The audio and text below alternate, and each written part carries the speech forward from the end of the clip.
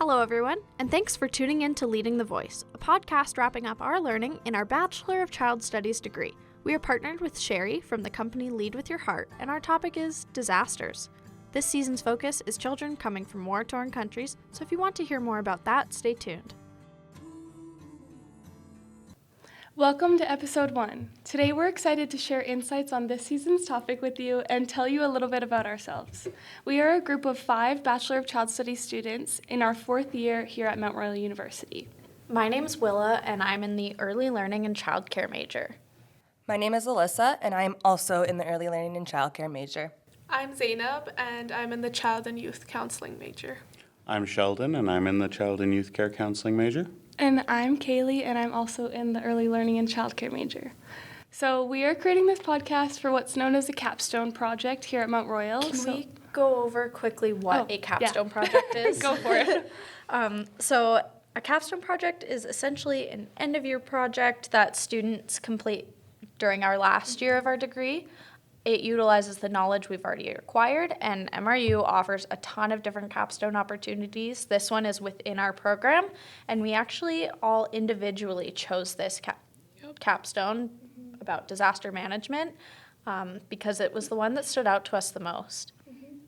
So to start, we thought hearing from an expert in the field of disaster would be a great way to begin this podcast. That being said, we actually have Sheri from the Lead company here with us today. Hi, Sheri. Hi. To share about the amazing work that she does. Zainab, do you want to introduce Sheri and tell us a little bit more about her company and her role? Of course, I would love to. So as capstone students, we're working alongside Sheri as partners format. Students as partners format. Sheri is very enthusiastic about the work that she does in disaster management. She is a child development specialist with a background in trauma who uses her skills to create child-centered crisis and emergency programs. Her role at Lead with Your Heart is a disaster response and recovery consultant with a focus on children, youth, and families. So here we have Sheri, who can expand more on her focus and the work she has previously done. Good morning, Sheri. Good morning. So we want to just kind of start off by asking, what is LEAD? So Lead Services is an agency that I created in response to recognizing that there was a lack of organizations that could support children and youth in the context of disaster in meaningful ways. There are lots of organizations out there that do this. We just take a little bit of a different approach. And so that's who we are. We work with any community. Well, we'll work with anybody. We're guns for hire. So we'll do that. But generally speaking, our clients are remote communities that have limited access to resources and just need some support. All right. So what inspired you to create this company? Well, I grew up in the Northwest Territories in a little town called Fort Smith, literally the middle of nowhere. And so I have a frame of reference for what it's like to live in a place that is or can be at risk for evacuation or other kinds of events disrupting your day-to-day life. And the struggles that exist for remote communities that have limited access to resources or are isolated in some way.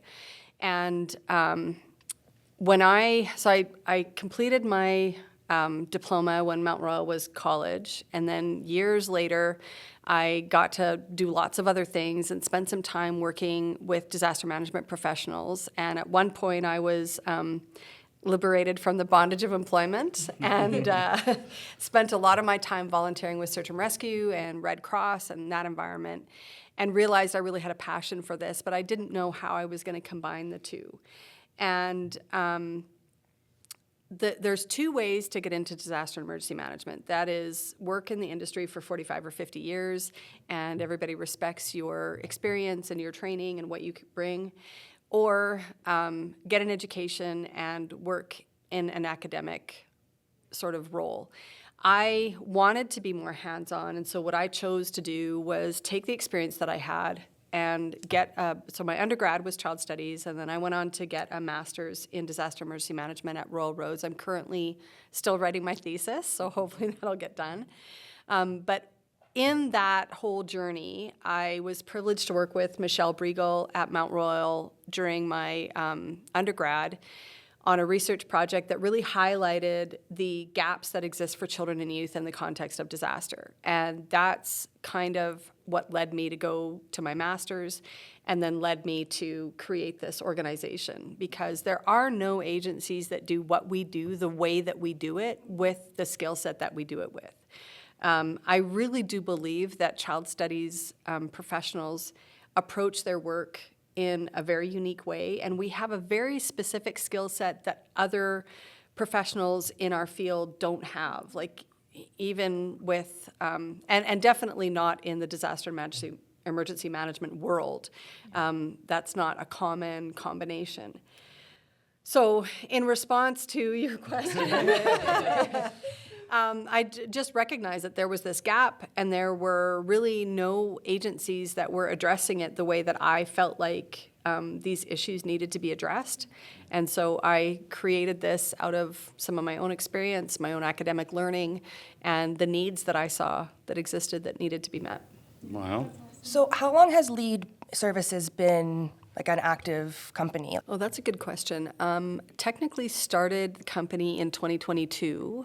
In May of 2022, but really didn't get much momentum until probably January, February of 2023. And so technically we've been in business a couple of years, but we've really just been working with communities for about a year, 18 months. So really just getting your name out there, Yeah. getting it going. Yeah, just getting started. That's awesome. And what would you say like were some of the gaps that you initially noticed like in disaster management when you first came across this? Well, one of the number one things was a lack of understanding about what children need when they are displaced. So I think there's a misconception out there that if children are attached to a family or attached to adults, they're getting what they need. And that's not always true. And as you guys well know, that goes back to their parents' social capital. It goes back to their parents' ability to access resources in whatever way that happens. And so I think we're lacking an understanding of what children actually need when they are displaced. The other thing that I recognize was a real gap in the continuity of services. So when we evacuate children and youth, what happens with the kids that we're seeing a speech pathologist regularly, we're seeing a behavioral specialist regularly, we're getting a particular kind of medical treatment or physiotherapy or a psychology, having a psychology appointment every week? What about those youth or kids that were already kind of struggling with suicidal ideation, and they were maintaining their emotional regulation and their mental health through whatever activities in their community? Like they go to the same, like in my world, it would have been the same place for fries and gravy after school every day where I could connect with my friends and that kind of, so what happens, right? We don't really spend a lot of time thinking and talking about how we maintain continuity of services for children and youth when we displace them, and that's a really important gap. The other gap that we recognized when we were doing the research is that parents are focused on the adult issues, like insurance, housing, stabilizing the housing, food, access to clothing, trying to figure out how to stabilize routines for their children.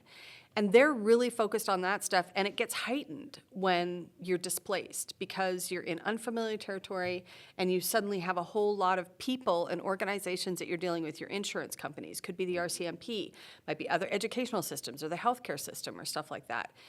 So what happens is when children are not otherwise engaged and otherwise invited into routines that will occupy them, they actually end up overhearing a lot of adult conversations that start to elevate their anxiety, their stress, because they know that they have no power to change or control what's happening, but they are still hearing all of the things that need to be happening or that are happening. And so it creates this sort of vortex of stress and confusion and anxiety that they can't manage because they don't have any power or control over it. And so there are lots of gaps, but those really are the three top gaps that I recognized or that we recognized when we were doing the research. And that's what I love about LEAD too, is that it invites children in to have more of an active role, like in the Children of Katrina reading that we did for this capstone so far, and then even in the flood, what was it, 2013 in Calgary? Yep. Like children were here at MRU, right? Just Yeah. like running around aimlessly, like with nothing to do. Like what Yeah. what are we doing for children during disaster or during displacement? Like these are questions that should be asked, and we're glad you're asking them. Yeah, it feels like you really found the gaps, and LEAD has helped fill in those gaps, and it's building to Yeah, that's limit what we're those gaps working as on. well. Yep. Kind of speaking along that too, we know that there's many challenges that you face when trying to fill these gaps. What are some of the main and most significant challenges that you are facing? Yeah, that's such a good question. I think from my perspective, the biggest challenge is the political will to spend money on things that are proactive, that are sort of thinking ahead, planning ahead. I think that governments and other organizations really struggle to put their money on things that are on prevention because it's very difficult to quantify that. Yeah. There's lots of money available for recovery, there's lots of money available for response, and it's easy to see that that's a thing that has to happen. It's right there in front of you. When there's a car accident, ambulances need to come, police need to come, fire needs to come, but we don't really think about how can we capitalize on the money that's available in a proactive way. And so that, I think, is a really big struggle, is to try and help people understand that doing things in the mindset of prevention and proactive planning and mitigating can have a really positive effect on the other end, particularly for children and youth. It doesn't take a lot either. Like it's pretty straightforward, but it's really difficult to help people get their minds around that. Just going off that, talking with the youth or the children and how they understand disaster and what's going on can help. You're right. Yes, it can help. It can help exponentially because I think that kids think about this stuff. They hear other, even if they're not directly involved, they are having these conversations with their friends at school, they're watching the news, or they're listening to things or watching things on videos. And I think that because they're thinking about it, it's really valuable and important for the adults in their lives to be curious about what they understand and what are they thinking about? What are they worried about? What are the things that are on their mind when they hear about somebody or some community somewhere having to evacuate? What are the things that sort of trigger inside of them? And even for kids that have had to experience that, being curious about what's going on for you about having to move. Like we did some workshops out in BC, and it was really interesting because when we talked to them, when we first asked the question, how many times did you have to move? There were kids that were like, oh, I just moved a couple times, and I don't know how many times I moved. And then one kid said, oh, I don't think, we only had to move a couple times. And another kid in their community said, you moved like 8 times. And so just having that conversation, like asking the question out of curiosity, how many times did you have to move? Yeah. So can you imagine? I've been displaced from my community, and I've had to move to 8 different temporary housing situations within 4 months. Wow. Oh, wow. Like it's just really, really discombobulating for these kids, right?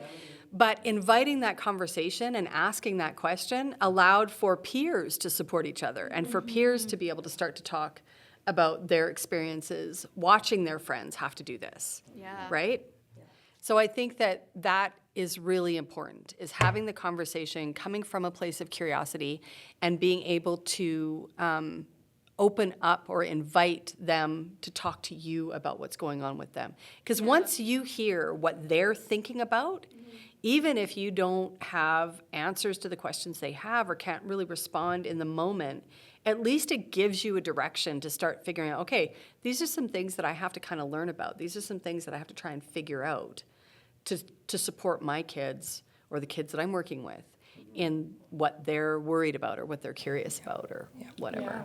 Yeah, I think it's important to note in that too that it's not necessarily, like you mentioned as well, though, it's not necessarily the child that has to be directly impacted by that disaster that's going to have those questions. It can be their friends, their peers within that classroom going to their parent with those curiosities, and the parent then has to further their experience and knowledge so that they can then assist the children to open up that communication with their peers. Yeah. 100%. Especially Yeah. like in the context of what we're talking about with children coming from war-torn countries, there will be new students coming into kids' schools and they'll wonder like, why is this kid new? Where did they come from? Why are they in my class now in the middle of the year or something like that? So it's important to be having that open conversation and learning about that. Yes. One of the TED Talks that I was looking at by Derek Tin, he noted that individual and community resilience have been shown to be like the single most important factor at helping communities rebuild.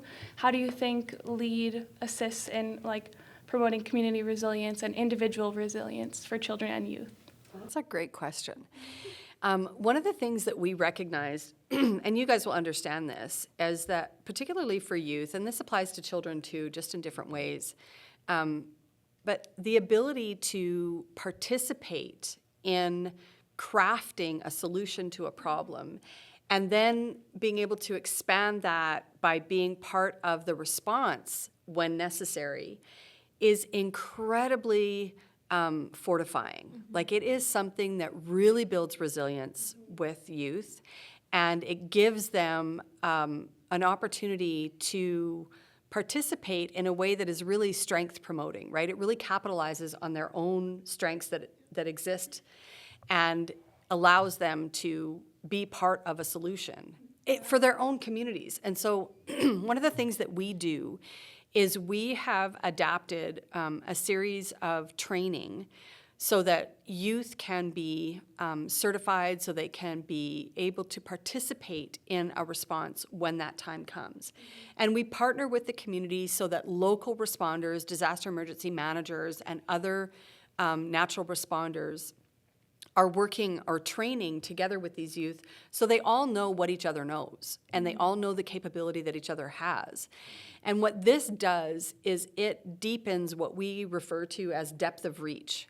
So in remote communities, what often happens is you've got one person who's wearing multiple hats. So your disaster emergency management designate might be the fire chief, who is also the paramedic and is also the driver of the, and so when you've got one person that's wearing that many hats and then something happens and they are the person that is most experienced and most qualified, then they are now stretched very, very thin. And so what are the different layers that they can start reaching down into? And so when we train youth on the foundational skills that are necessary for responding, we now give that community another layer to reach into that will support a community response. So that collectively supports the community resilience. But the other thing that does is it forces the adults in the room to also get the training.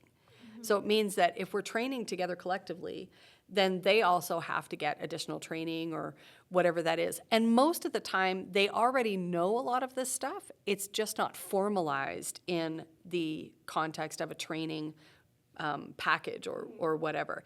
And that's really important because when a response happens, there is a structure, there is a command and control system that is put in place, and when you understand what that system is, it makes it a lot easier to respond efficiently and effectively. And so that's one of the things that we do that builds community resilience through children and youth. And I think that's really important in this time and age, since there are like a lot of disasters and stuff, and like none of us got that training when we came out of high school. So it's a very important topic to know. You mentioned like the foundational skills that the youth are often trained in. What are some examples of those foundational skills? Well, a really good example that I have is most recently we had a community that we were supporting and getting some basic ICS training, incident command system training, and critical incident stress management training. And we developed a 2-day program that was appropriate for youth to get some training in introduction to search and rescue that was responding to a need that the community had. So although they did need this other training, what they were really focused on was the fact that they've had a lot of missing people, and they're having a really hard time getting the attention of the proper authorities to help them do that work to find the people that have gone missing. And so we were asked to come in and provide some training, and with that, we developed this 2-day program that would allow youth to come in and get some basic training in search and rescue and also ICS 100. Then they could go on to get ICS 200. Yeah. So that is one of the ways that we sort of adapt. And then we have some other like critical incident stress management training.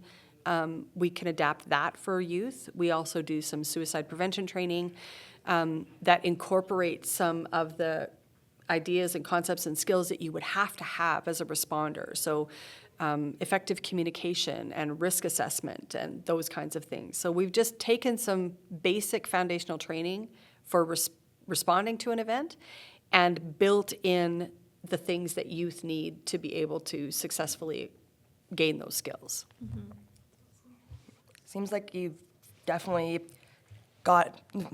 involved the youth and give them that sense of autonomy, which really seems to strengthen that resilience, to go back to that. So now just kind of to talk about like how you encourage and inspire coworkers, because we kind of mentioned on a couple of the challenges throughout the past bit of our conversation. But yeah, so how do you kind of encourage and inspire your team and your coworkers to keep going over those hardships and those challenges? Well, that's a good question. I think one of the things that's helpful is that I'm very passionate about what I do. I get very excited about what I do. When I walk in a room and I'm talking about what I do, I get very animated and I get very enthusiastic. And my friends tell me sometimes when we're going out for dinner, I'm not allowed to talk about work. Takes over the conversation. So I think that helps. I think it helps that I'm very enthusiastic and I genuinely have a passion for working with children and youth and building that resilience and building their capacity. And I truly believe that happens in the context of community. I don't think any of us are islands and can function that way. So there's that. The other strategy that I use that I think is really critical is building relationship. So understanding what it is that is the hot button. As I mentioned earlier, I worked with a community that their hot button was search and rescue. And so we found a way to incorporate all of the things that they needed to support their community through training within search and rescue. And we're continuing that work and expanding it. So I think being able to respond to the need that the people that you're working with have really helps them get enthusiastic. Like if it's important to them, then they take some ownership, and so now they can maintain their own motivation, or they can, the discipline comes easy, right? You can maintain discipline when you're really excited about something. And so it's really finding those key things. In other communities that we've worked with, it hasn't been search and rescue. It has been really being prepared. How do we be prepared? And as parents, how do we talk to our kids about these really difficult issues and topics, right? So if you build that relationship and spend some time getting to know who you're working with and finding out what their hot buttons are and how you can respond, then that makes it meaningful for everyone. Everyone can stay on the same page. Yeah. Well, that's even kind of like what you did for us here. Like when you came into our capstone, you mentioned that you would like a podcast centered around disaster, but you gave us students the option to kind of figure out what our passion was so that we had that drive, so we had that motivation under the umbrella of your passion of disaster response, which I think really inspired all of us to make, and motivated us a lot. Like, Totally. Yeah, 100%. So thank you for that. Yeah, thank you. It does sound like a challenging career, especially through all the teachings. But mental health is an area that we've seen put a lot of emphasis on both children and families that have experienced disaster, as well as your team. In your work, how would you address mental health needs of the individuals affected by disasters? That's a great question. Thank you for asking that. We have developed some workshops that are pre and post disaster workshops. And what they do is they give us an opportunity to invite children and youth and any other community members that we work with to explore what are the things that work for them. And so if you go back to the work that I do in remote communities, I am often working in First Nations, but this principle applies to any community that you're working in because there's always culture. And so what we like to do is we like to partner with local cultural brokers or knowledge keepers and invite them to work with us and give children and youth an opportunity to talk to us about what are the cultural practices that you employ in your community that help you maintain emotional regulation, that help you keep your body in homeostasis, that keep your mental health in check. And that is a really powerful way to help children and youth discover themselves and what's important to them, what keeps them grounded, what keeps them connected, because those are really important things.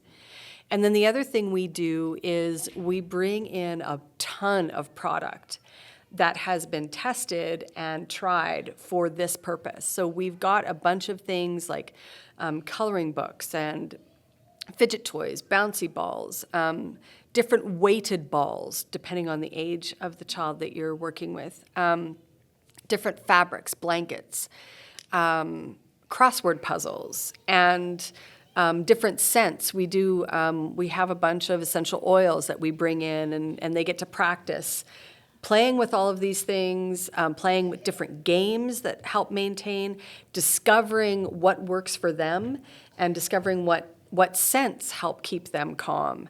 And then that is how we help them build the foundation of their Go Kit. We help talk, it's easy to talk about the fact that you need food and water and clothing, but what are all of the other things that help you maintain your calm, you're grounded, you're connected when you are displaced from your community? And for kids, we know, there's been a ton of research on place attachment, so that we know that children and youth really struggle when they're displaced because of that attachment to place. And it can be something as simple as the same playground that they go to every day, or the place they go to get ice cream every Saturday, or the neighbor that they say hello to, or, the dog that they play with on the street when the neighbor's walking their, all of those things, right? And so how do you recreate that feeling of safety and calmness and security and connectedness when you're not where you normally are? And so that's part of the workshops that we do, is just helping bring an opportunity for people to discover what's already inside themselves, and then build a kit that they can keep and take with them the next time that they're displaced. And also that goes into play for children. Young children, play is so important, and being able to continue with that even after being displaced is so incredibly important. And in our context for our topic of children coming from war-torn countries, having that so important, keeping that culture also is so important. Yeah, I feel like you've talked a lot about really listening to the child and doing what they need and understanding themselves. How do you, within a whole workshop with many children, really tune into each child individually? Oh, that's a great question. I do love working with the big groups. It's a lot of fun. We do a lot of really fun activities. But what we typically do is I will bring a team in with me, and we will invite the youth workers from the community, or social workers, or parent coaches, or addictions workers, anybody that's available. We try and go in a day ahead and do a little bit of training with them so that they know what we're going to be doing with the children and youth. And then when we're in the workshops, we break out kids into really, really small groups that have an adult support person with them, or could also be an older youth mentor. And then that's how we get them to sort of have those really meaningful conversations. And it's the same strategy that I use with you guys, and when I'm teaching in other environments, is you get together in a small group and you have a conversation about the things that are important to you, and then you elect a spokesperson to come and bring that back to the team. And so we capture all of that information so that when we write reports for our clients, they can see, what are these kids saying? What are they talking about? What are they telling you that they need? What are they telling you that's most important to them? Or that they, what happened during the evacuation that was really great, so that you can recreate that the next time that you have to evacuate. But that's the strategy that we use, is we get into small teams. And I learned that when I was actually going to university here, because I had Don Clark was one of my instructors that was really, really good at doing that. And I was really appreciate that I got to learn that skill from her. To end off our discussion so far, we acknowledge that many of our listeners are likely students, people in the field, and affected families. So what do you think that they should know, and do you have any advice to offer them? Oh, thanks.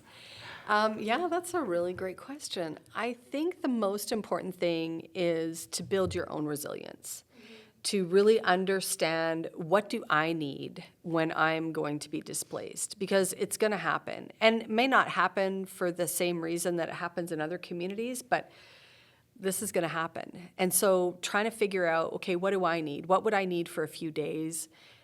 Whether that be what kind of medication and what kind of clothes would I want to wear and what kind of food would I want to eat, but also what kind of activities would keep me in a calm state. And once you have that foundation, you now have the strength and the capability and the knowledge to be able to support other people. Mm-hmm. And I think that is really key, because again, if we go back to my philosophy on community, I do believe that is really, really important. And so if we know ourselves and we have ourselves set up in a way that is going to be valuable for us, we now have the ability to support other people and extend that out. So I think that's the most important thing. Yeah. Know what you need. To bounce off that too, sorry. Like just a quote that I saw in another one of the TED Talks was, the start of resilience building or disaster management starts with you understanding its importance, which I think is like so integral to this whole entire conversation. Like, this entire conversation is super serious. What we're talking about is very serious. We're being all lighthearted, but this is a serious topic, and it's like has a lot of gravity to it, and your life's work is like creating LEAD and creating something that's so powerful and so impactful and can make such amazing change. So I mean, thank you so much for being here, Sheri. Thank you. And just what you said about looking at our own resilience, we're taking like a lot of it. We have to take a mental health interventions course for our degree. And a lot of that is looking at our own mental health before looking at like the children we work with. And that's so helpful to be able to have this class to give us our own strategies so that we can look at ourselves before we help others. And that's It's really hard to help someone if you're dysregulated and unresilient. Exactly, But if you can build that in yourself, it becomes easier to share it. Yeah, especially before approaching these kinds of topics. Yeah. I think, too, I want to say that I don't want to give the impression that you have to have it all together. Like, you don't have to be perfect. You don't have to have it all together. You don't even have to have a 72-hour kit. It just is the idea that you're starting to think about those things, right? Like, I am often supporting my children in their emotional regulation, even when I am not. There's inner chaos happening for me, but I am able to compartmentalize that in a way that allows me to help them, right? And I think that that's normal as human beings. We don't need to be have it all together or be perfect at what it is we're doing in the moment to be able to support other people. Yeah. But it sure is helpful. Oh yeah, it sure is helpful. Like you said, compartmentalizing. Yeah. So when you have the time to feel it, you've got the times. But when you have to help someone else, you're able to level it out. Yeah. So we kind of just wanted to say, thank you for this conversation today. It was absolutely excellent. I feel like we've learned a lot about disaster as well as LEAD. We all here believe that you do fantastic work and you have inspired us. That's very generous. Thank you so much. So keep it up, and we look forward to seeing what LEAD has in the future. Yep. Yeah. And with that, we wrap up today's discussion, but we've only scratched the surface. So stay tuned for more episodes in 2025. once again. I am Alyssa. I'm Kaylee. I'm Sheldon. I'm Zainab. I'm Willa, and this is Leading the Voice.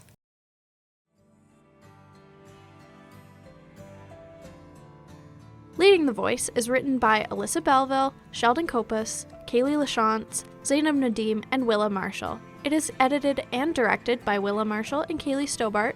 A special thanks to the Mount Royal University Society of Broadcasting and Sheri Haslam Easterbrook with lead. Music is by Devere Silver from Pixabay.